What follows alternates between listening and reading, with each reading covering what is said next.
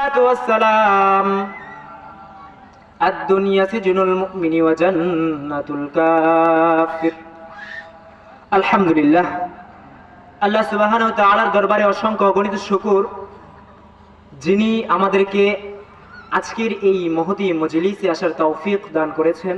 এর জন্য আমরা সকলেই কালিমাতুশ শুকর আদায় করি আলহামদুলিল্লাহ। মুহতারাম হাজরিন, অল্প সময় আপনাদের সামনে কথা বলবো। আমি খুতবার শুরুতেই কালামুল্লাহ শরীফ থেকে একটা ছোট্ট আয়াতের টুকরো তেলাওয়াত করলাম। রাসূলুল্লাহ সাল্লাল্লাহু আলাইহি ওয়াসাল্লামের হাদিস থেকে একটা ছোট্ট হাদিস তেলাওয়াত করলাম। আল্লাহ সুবহানাহু ওয়া তাআলা যদি তৌফিক দান করেন তাহলে এর আলোকে অল্প কিছুক্ষণ কথা বলবো আপনাদের সম্মুখে। মুহতারাম হাজরিন, আমি এমন এক সময় আপনাদের সামনে বসে আছি যখন সাধারণ মানুষেরা ভোটের নিচে, নিজেদের ভোটের নিচে নিষ্পেষিত হচ্ছে প্রতিনিয়ত। যখন উলামায়ে কেরাম তাদের হক কথাগুলো মানুষের সামনে বলতে পারছে না সব সময়, যখন মানুষেরা মনুষ্যত্বকে ভুলে নিজেদের মন গড়া মতবাদ মনের মধ্যে লালন করতেছে। মুহতারাম হাজরিন, পৃথিবীর দিকে দিকে মুসলমানেরা অপমানিত হচ্ছে, লাঞ্ছিত হচ্ছে। এমন এক সময় আপনাদের সামনে কথা বলছি যখন ইসলাম নামক বৃক্ষটাকে একেবারে গোড়া থেকে উপড়ে ফেলার প্রচেষ্টা চলছে। তো যেই সমস্ত নাস্তিকেরা, যেই সমস্ত বেঈমানেরা ইসলামটাকে একেবারে সমূলে ধ্বংস করতে চাচ্ছে, ওই সমস্ত নাস্তিকদের বিরুদ্ধে আমাদের সোচ্চার হতে হবে। আমাদেরকে সব সময় জেগে থাকতে হবে,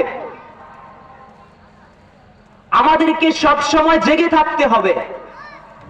তত্ত্ব সন্ত্রাসীরা তত্ত্বকে বিকৃত করে, ইতিহাসকে বিকৃত করে মুসলমানদেরকে লাঞ্ছিত করছে।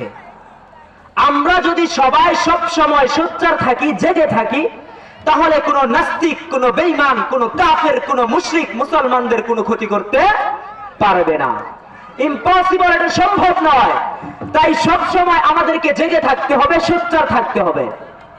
মুহতারাম হাজরিন, হযরত ওমর রাদিয়াল্লাহু তাআলা আনহু যখন ইসলামের ছায়া তলে আসলেন, রাসূলুল্লাহ সাল্লাল্লাহু আলাইহি ওয়াসাল্লামের হাতে বায়াত গ্রহণ করলেন, ইসলাম গ্রহণ করলেন, কালিমা গ্রহণ করলেন। কালিমা গ্রহণ করার পর হযরত ওমর রাদিয়াল্লাহু তাআলা আনহু রাসূলুল্লাহ সাল্লাল্লাহু আলাইহি ওয়াসাল্লামকে জিজ্ঞাসা করলেন, ইয়া রাসূলুল্লাহ সাল্লাল্লাহু আলাইহি ওয়াসাল্লাম, আমাদের ইসলাম ধর্ম কি সঠিক নয়? এটা কি আল্লাহ প্রদত্ত ধর্ম নয়? তখন রাসূলুল্লাহ সাল্লাল্লাহু আলাইহি ওয়াসাল্লাম বললেন, হ্যাঁ, অবশ্যই 100% এটা আল্লাহ প্রদত্ত সত্য ধর্ম। সেদিন ওমর রাদিয়াল্লাহু তাআলা আনহু বলেছিলেন, হে আল্লাহর রাসূল, যদি এটা আল্লাহ প্রদত্ত সত্য ধর্ম হয়ে থাকে, আপনি কি সত্য নবী নন?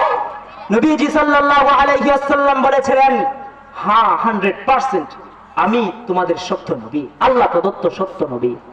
তখন হযরত ওমর রাদিয়াল্লাহু তাআলা আনহু বলেছিলেন, ওগো আল্লাহর রাসূল, যদি ইসলাম আল্লাহ প্রদত্ত সত্য ধর্ম হয়ে থাকে, যদি আপনি মুহাম্মদুর রাসূলুল্লাহ সাল্লাল্লাহু আলাইহি ওয়াসাল্লাম আল্লাহর পক্ষ থেকে পয়গম্বর হয়ে থাকেন, তাহলে আমি ওমর যেহেতু ইসলামের ছায়া চলে এসেছি, অনেক বছর আপনি আড়ালে আড়ালে গোপনে গোপনে ইসলামের দাওয়াত দিয়েছেন, আর নয় এখন থেকে প্রকাশ্যে দাওয়াত হবে, প্রকাশ্যে ইসলামের প্রচার হবে।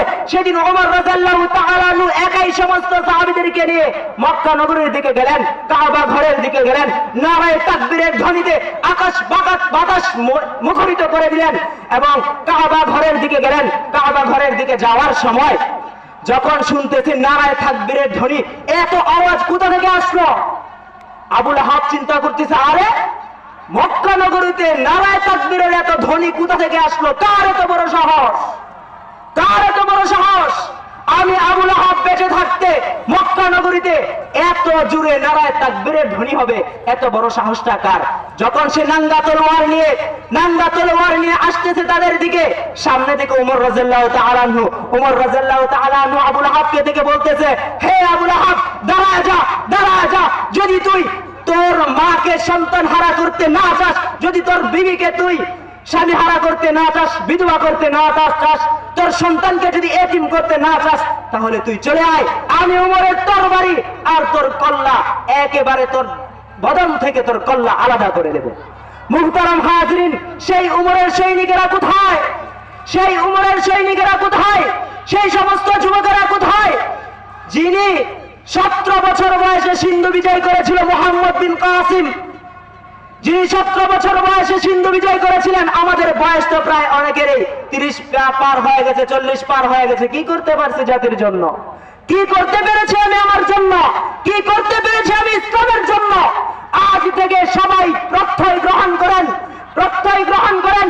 আল্লাহ তাআলার কাছে হাত দুইটা উঁচু করে দেখান। আল্লাহ, সকলে হাত উঁচু করে, ওগো আল্লাহ, যদি আপনার ইসলামের বিরুদ্ধে, যদি আপনার কোরআনের বিরুদ্ধে যেই সমস্ত শাহাদাতে রাসূলেরা, যেই সমস্ত শাহাদাতে রাসূলেরা রাসূলকে গালি দেয়, সেই সমস্ত শাহাদাতে রাসূলদেরকে বাংলার জমিনে আমরা থাকতে দেব না।